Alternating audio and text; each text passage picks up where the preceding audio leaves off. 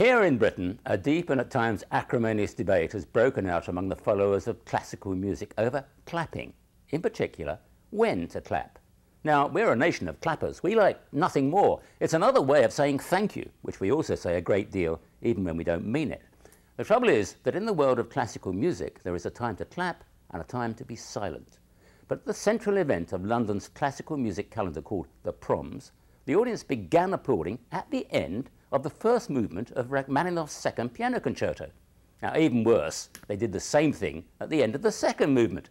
The poor fools were unaware that the seasoned concertgoer sits in rapt silence until the whole thing is over, so as not to break the spell.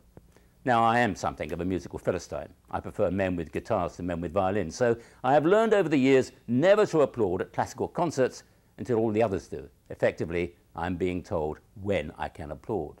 And of course, that attitude of deference extends far beyond classical music. Is a painting a great work of art? The message from the establishment is that I am in absolutely no position to judge. The verdict from those with the right education to make a judgment is that something is great. And so I find myself gazing at a Picasso, talking of what a wonderful artist he was, and actually reflecting the paintings are ugly old bits of nonsense.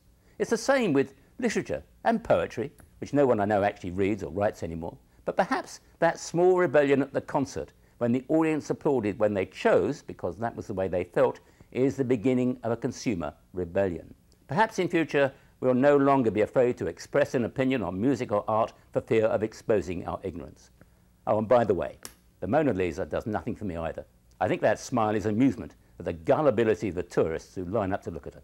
This is Peter Allen for CBS News in London.